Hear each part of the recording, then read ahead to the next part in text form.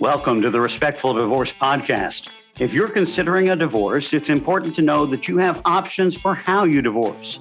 On the Respectful Divorce Podcast, we'll explore those options and provide advice from divorce professionals. We also talk with divorce clients about what went right and what went wrong in their divorce. On today's edition of the Respectful Divorce Podcast, we're talking with Peter Bort, an attorney serving Montgomery, Delaware, and Chester counties in Pennsylvania. Well, thanks for joining us this afternoon, Peter, and taking some of your afternoon to share some of your experiences and insight with our listeners. Well, I'm so delighted that you asked me, and I can tell you that I'm really thrilled to talk about a topic that has been feeding my heart and soul for quite a few years now. Well, I think we may be kindred spirits in that, and so I'm anxious to hear your thoughts about our work that we do in the collaborative and peacemaking areas. But Yes. To begin, let me get you to tell me just a little bit about where you grew up and how you got to where you are now. Right. So I grew up about an hour and a half north of New York City, a beautiful area called the Mid-Hudson Valley, like Henry Hudson, the explorer, and went to college in New York State called SUNY Binghamton. It's now called Binghamton University. And Georgetown Law School got me after that. And then I landed in Pennsylvania after a circuitous path from there. Well, we were just talking, and I was talking about how you look much younger than I am, but I thought you may not be a lot younger because we graduated from law school very close in time. Is that right? Yeah, well, I'm an 84 grad. I've been practicing law 37 years. Well, you look like a very young man to me. And what do you think the secret is to looking that young? You're right. So it's really about career choice and having chosen to do collaborative law and mediation as very solutions-based approaches to solving families' problems, as opposed to litigating and making war through letters back and forth to other attorneys. I would attribute youthfulness to that. Well, if you would, let us know how your journey went from graduating from Georgetown Law School and going to Pennsylvania into the world of peacemaking and collaborative law and mediation. You know, I first heard about mediation in 1994, and I immediately said, that's for me. I intuitively got that it was a really great method for helping people with competing interests to communicate better. And so I took my first mediation training in 94, and it was offered by people from Maryland. Maryland court adopted mediation very early on. And so they had a lot of experience. It was great training. I did a lot of community volunteer mediation work. And when I last counted, I'm over 2,000 mediation cases. Wow. So it's a big knowledge and experience base, as you can probably relate to. We just get better and better because we're not trying to run the 440 faster. We're more doing the razzle dazzle with people. So yes, mediation. And then when I had never heard of collaborative law. And as soon as I heard about it in 2010, I said, that's for me. And immediately took the trainings and have done a number of those cases, belong to a wonderful group of professionals who work together, not as a business entity, but as a loose association of professionals, each who have their own practice or business. And so it's interdisciplinary, as I'm sure you have, which is you've got lawyers, you've got therapists who act as coaches, you've got financial neutrals, you've got child specialists, you've got as ancillary members, we have mortgage brokers, realtors, clutter reducers, all the people that need to be in support of a family in transition. And it works remarkably well. So I'm going to look back on a couple of things. Where are the people from your practice group located, and in what counties in Pennsylvania? Yes. So we are in Chester, Montgomery, Bucks.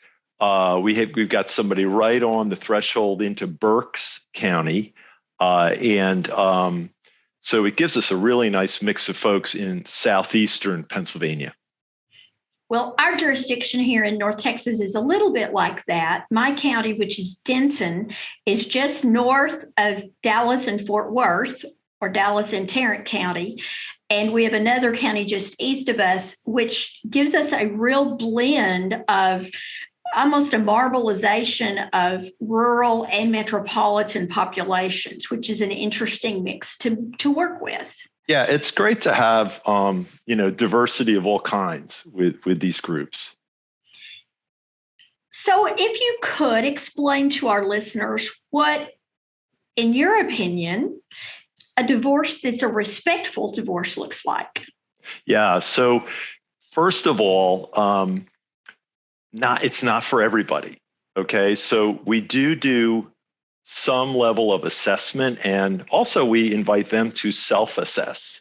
And there are some very good tools for assessing whether a couple is going to be well served by this process we call collaborative or respectful divorce. And what you'll typically find me saying I don't want to be involved with is a situation where there has been such a tragic breach of trust that it's really beyond repair in a way, or where there is, kind of raging mental illness on the part of one of the parties. So I select myself away from really difficult cases, honestly, so the well suited to the respectful divorce are people who want a new way to relate with one another, but if they're going forward as parents, they want a place to co-parent better, and they want to preserve the aspect of their relationship as it relates to being co-parents and enhance it, improve it. So there's that.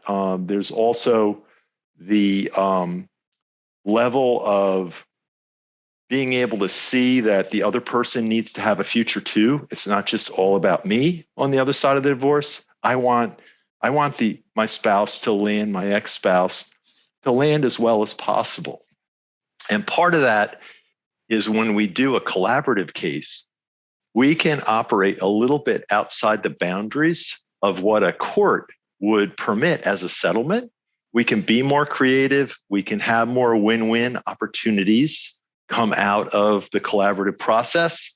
As we know, those who get involved and commit to be in a collaborative case, the professionals and the parties, they sign a binding contract. And that contract says, if you should choose one or both of you as parties to go on and seek a result from a litigation tribunal, in other words, leave the collaborative team to get resolution, those parties have to start over with brand new counsel and experts. So it really puts skin in the game, so to speak. People have skin in the game to make the process work because it's quite burdensome to start over.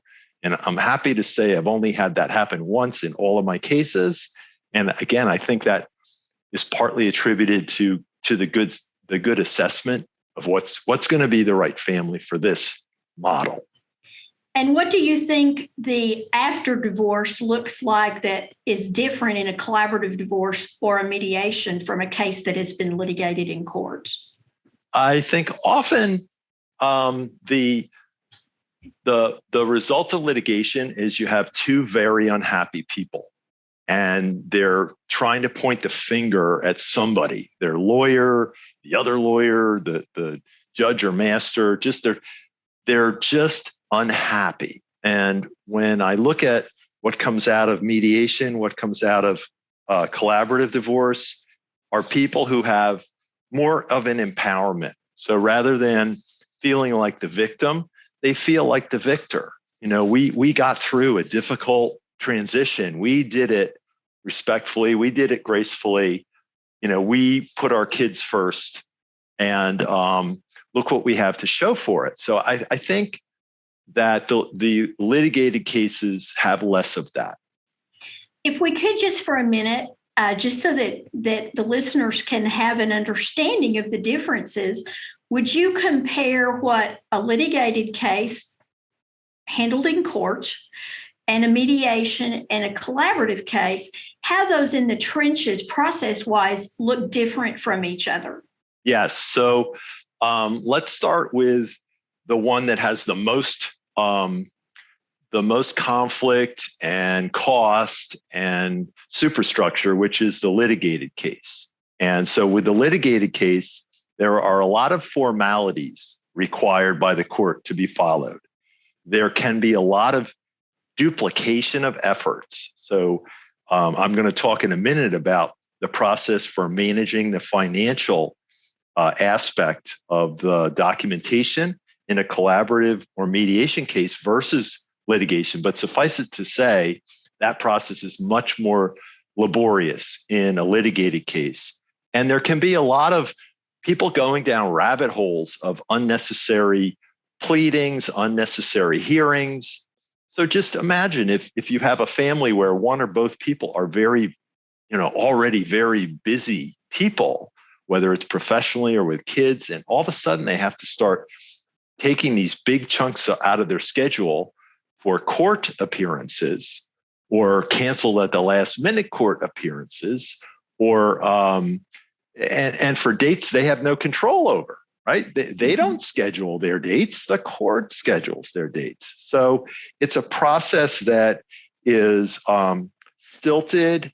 I'd say Byzantine is an appropriate word, and extremely costly and probably unnecessarily so. And what I find, I don't know how it is in your jurisdiction, but people always think they'll get retribution in the form of attorney's fees. But what we find here is that it doesn't happen very often. And when it does, it's all out of the same pot. So the net left for the family, i.e. the children, often ends up being substantially less. In other words, you don't get a lot of return on your financial investment. And I would change nothing about what you just said as to how we have that experience in our part of the world. It's the same thing. Now, so that's the litigated piece. The next less complex process would be collaborative divorce with that contract we talked about. Assemble a team. Now, the team could be as few as 2 lawyers, 2 clients. However, we really prefer what we call an interdisciplinary or full team, which would include the mental health professional we call our coach. Sometimes they're called facilitators in other parts of the country, and a financial neutral, someone that can, and this is where the financial paper piece comes in. So just imagine you've got, in the litigated case, all of the financial information comes in and it has to be processed through 2 attorney professionals, to the jot and tittle, everything through. And lawyers. You're saying the number 2, not just to the lawyers. Yeah, there's a count of 2. Yes. Mm-hmm. So it's double the efforts that need to be placed on this information. And it's people that don't necessarily have a financial background. They don't necessarily have MBAs or CPAs.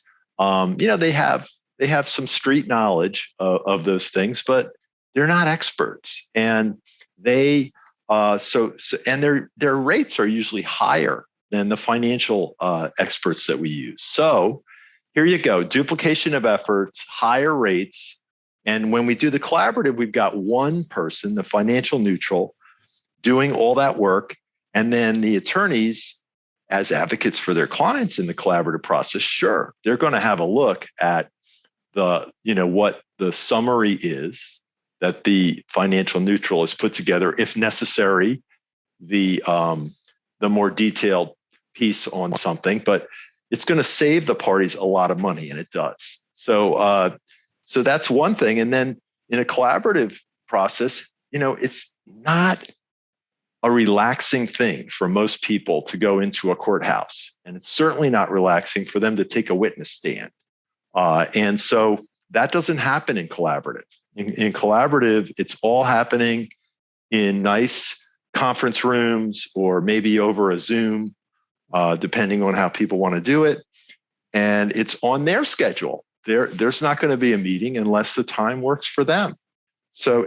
And in collaborative, we prepare an agenda. We have a note taker who produces notes or minutes of the meeting. So you're not surprised. You know what's going to be talked about going in.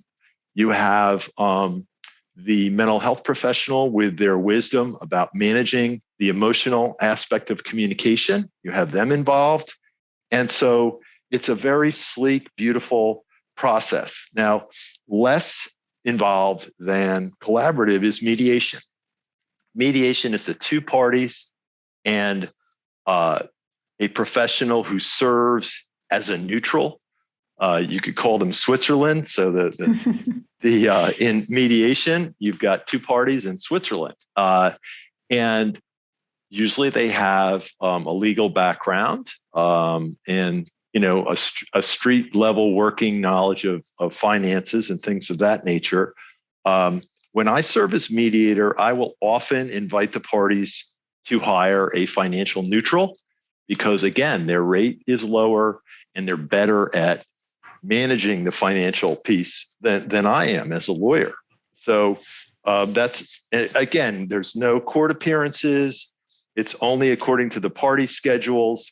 Now, why would parties choose collaborative over mediation? And one reason would be, let's say we have one person in the marriage has been thinking about getting divorced for quite a while. And so they're at the front of the train. And then you've got the other party who's just now realizing, oh, we're getting divorced. So we call them, kind of more the back of the train. They're not as up to speed with the whole being ready for this as the other one. And so it's natural, it's human nature that the one who's at the back of the train might be resisting having meetings with the mediator, might be resisting coming up with the financial information. And as a mediator, I don't have much of a stick to make them hold to the process. When I'm in the collaborative, I've got my lawyer, I've got the coach who knows how to help me process the emotional aspect of this. And so there's a much greater likelihood that the party who starts out at the back of the train can be moved up toward the front of the train as far as keeping the process moving forward when we choose the collaborative. So it's a little bit. I agree with you. It seems that the magic or the secret sauce in this is information. All of our clients seem to be able, once they get the same information and they have someone like a financial professional to quote unquote translate it for them into understandable every person talk, that they can get up to speed. And then they feel empowered, or at least that's my experience, to make decisions that are informed, and they don't feel insecure about them, even if they have been the lesser financially astute or involved party up to that point. I totally agree. And I couldn't say it better. The information is so important. And especially if people perceive it as being without an agenda, a neutral body of information that they can trust. And when you talk about the mental health professional, if you would just address what their role is, because when people that are not involved in the business that we're in hear mental health professional, they think they're coming in to do therapy. And of course, it's very different than that. So if you could explain what that looks like. They have a short-term job to manage in a healthy way for this family the exchange of information, the communication, the meetings process. So let's just give an example. The team is meeting in a conference room, and this person, the coach, has already met separately with both of the parties and really knows kind of who's coming through that door emotionally and cerebrally. And they know that one of the parties just shuts down like a turtle when they have lost their center and their ability to process information. So, and by the way, if I can just throw this wrench into it, a court does not have that luxury. Correct. And in fact, would probably punish the turtle. So, but in my example, so then the coach calls a break and then meets separately with each party, gets the turtle to stick their head back out of the shell, and boom, we're back in a productive meeting space.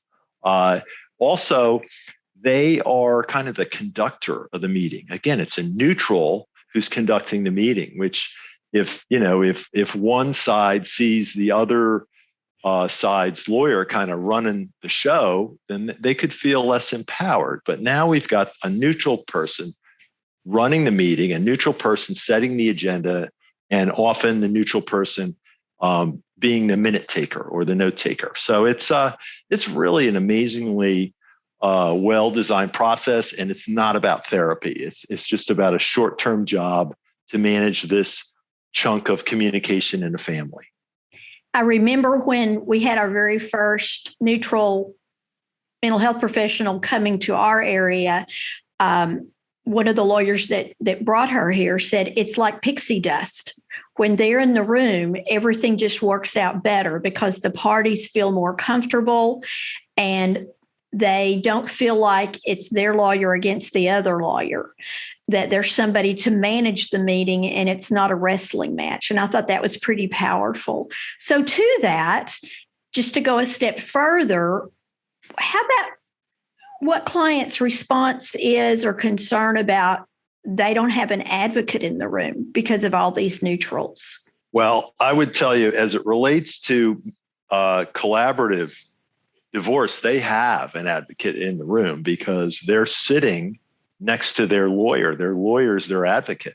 And the good thing about their advocate and the other advocate is they have learned how to play nicely in the sandbox. So they have all this training with the collaborative divorce process, and they are in a space where they can rise above kind of the petty, the petty communications that can happen. And we see so much in our litigated cases, and they can move to what's essential, and I'll find myself as my client's advocate ultimately, but sometimes I'm talking to the other party's needs because I know it serves my client and my client's already shared with me, I want this to be a good outcome for everybody.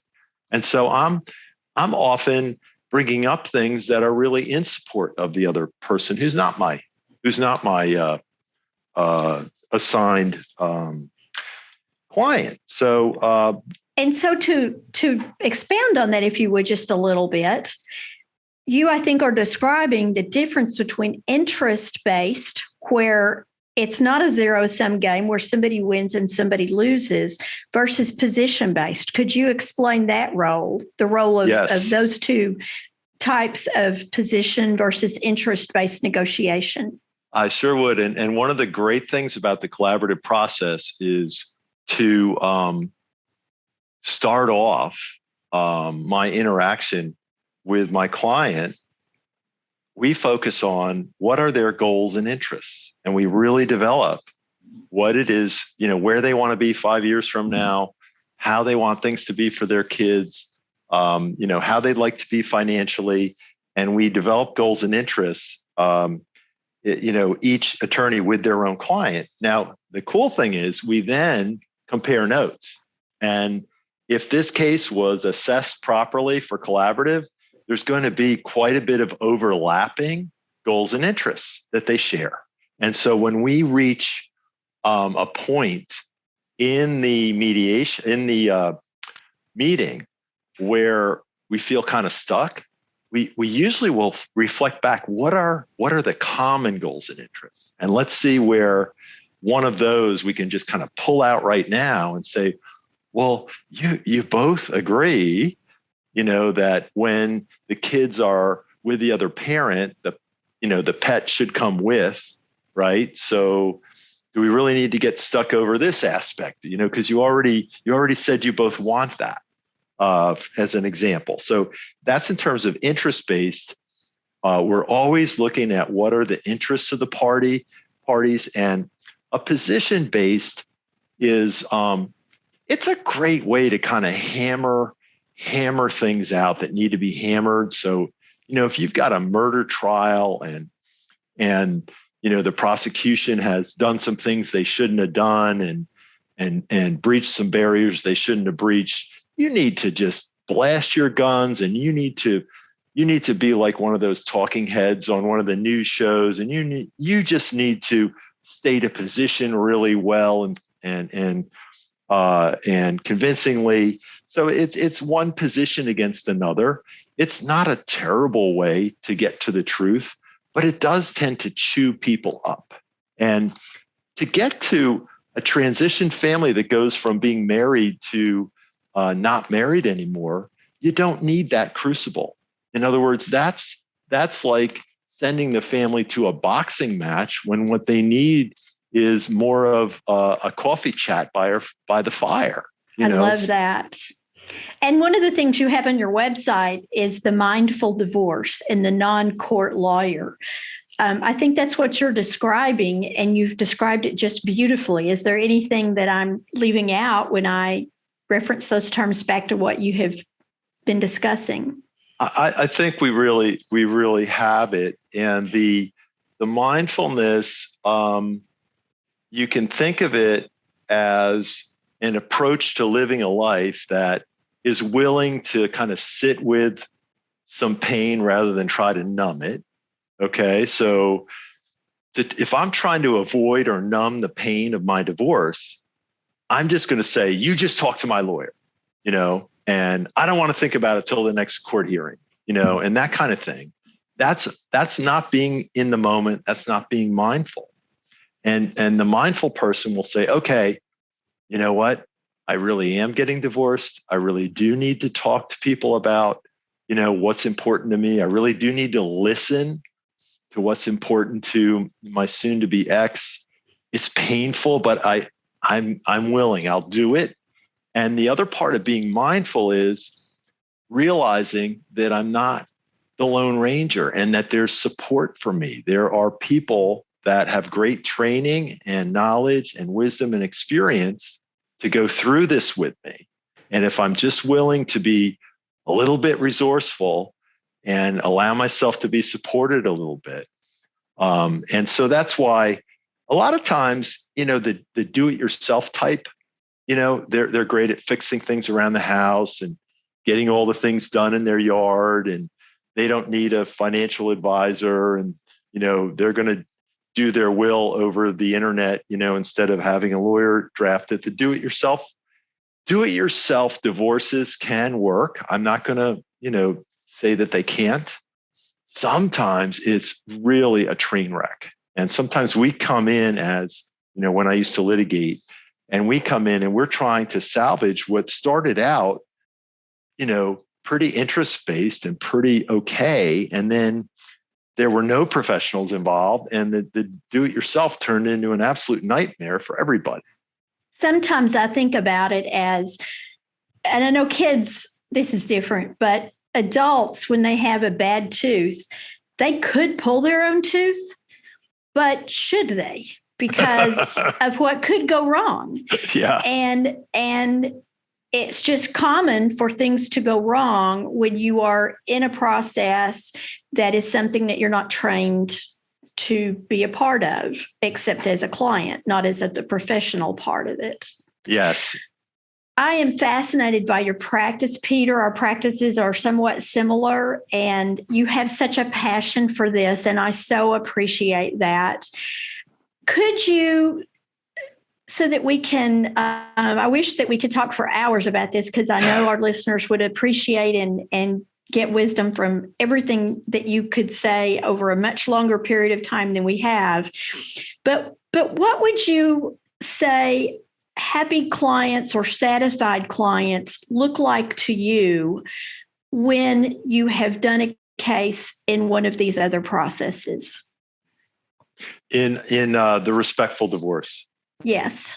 Yeah. So usually what it looks like is these are people who are able to go to their kids' important functions, their bar mitzvah, their wedding, engagement party. These are people who have worked through a difficult time in their life, but they've been willing to do what's necessary to get to realize that there's still a lot of caring, there's still a lot of good. There's a reason why we got married in the first place, and to preserve the good. So they're on the other side of this life event, and they preserved what's good about why they came together originally.